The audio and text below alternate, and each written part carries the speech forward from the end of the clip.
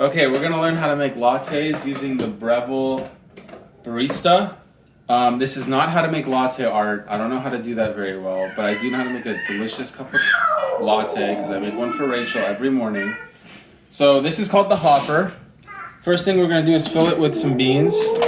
I've bought some Phil's coffee. Anything's good, but a darker blend, whole beans works really nice. So you just you don't have to fill the whole thing up because it stays fresher in the bag when we seal it. Second, you can watch, Kaylin.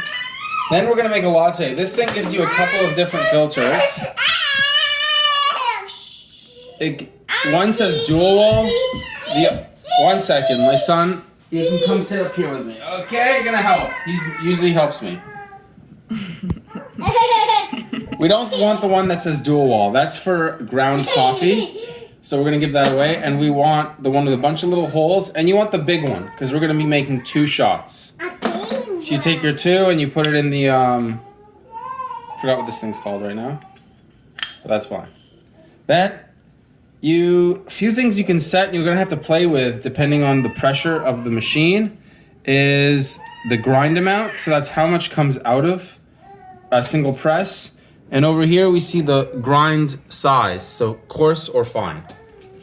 It's kind of both set. For me, I have it set to 7 and kind of halfway, and that's a good starting point. And then every bean's a bit different. And if you can see my station here, I like to get a little pad ready. I've pre-soaked a little cloth, which you'll need to clean the steam wand.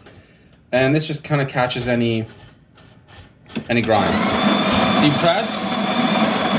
I've set the filter size to double already, so it should give me a pre-amount for a double. We take up the tamper. Step back a sec, please. How did you get it to grind? Oh, and to grind, you take the cup thing and you push it in. Yeah. And then you just push it in once. So I normally take this and I do a little soft packing with my finger. Yeah. I know, it made a mess, but that's why we have the towel.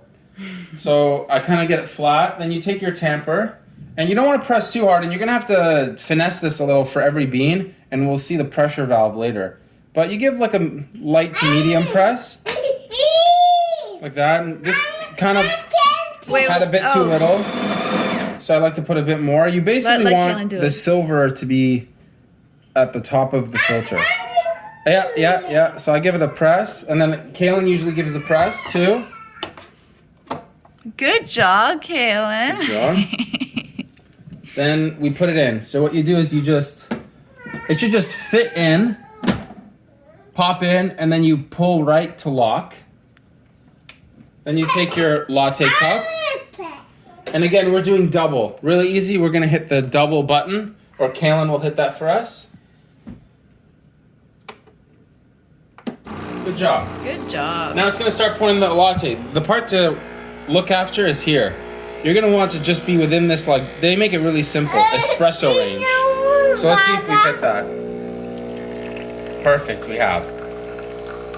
If it was too high, it drips really slow, and that means you've tamped too hard or it's too fine of a course. If it's low, it comes out too watery, and then that means you need to tamp harder and make more pressure. And sort of that color, that caramelly color, that honey color is what you want. Yeah, and it should take, aficionados like to time how long it drips. But this is good enough because we're going to be putting milk in it anyway. So we put it here. You pop this out. There's some grounds. If you have compost, you could feed your worms. For now, I'm just putting it here. Then you take your steam wand, make sure to pour it in here. There's a dial on the right. I'm gonna crank it towards me. And this says it's getting ready. So the boiler is turning on. Once it moves to a solid color, we know it's ready to steam. So we pre-fill our latte cup, just a little. Depending on how much milk you like, but really it shouldn't be at least max a third. So they recommend Below the spout for to sure. fill it below this, just below the spout. But we do a we've bit been less. doing a bit less. So here the straight dial, the color's on. That means it's ready. Now what you do is you're gonna turn this off, and you have 6 seconds to turn it back on, and it's gonna go full blast. So you turn it off, you take it, you want the tip slightly submerged, and you turn it back on. And if Rachel's capturing here, she is, it kind of does a little vortex, and you kind of hear just a little bit of the noise. That means it's just enough submerged. And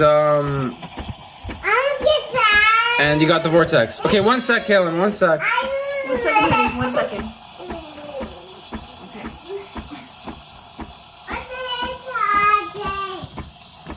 Now you're gonna want to use your hand here.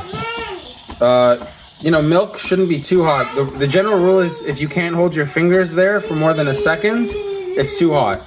Now once the milk is kind of warm, which I'm starting to feel it is, if you're not making a cappuccino, you stop having it just the tip submerged because we've aerated it enough, and you submerge the whole wand. So now we're just warming the milk instead because we don't want any more foam.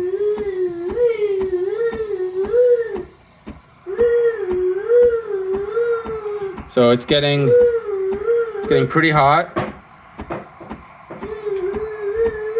And that's it. So we turn it off.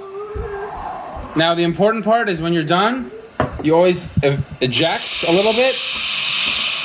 Then you take your cloth that you pre-soaked and you wipe down the wand. Now it should look like wet paint, which this does. And then you just pour it in. 1 second, honey.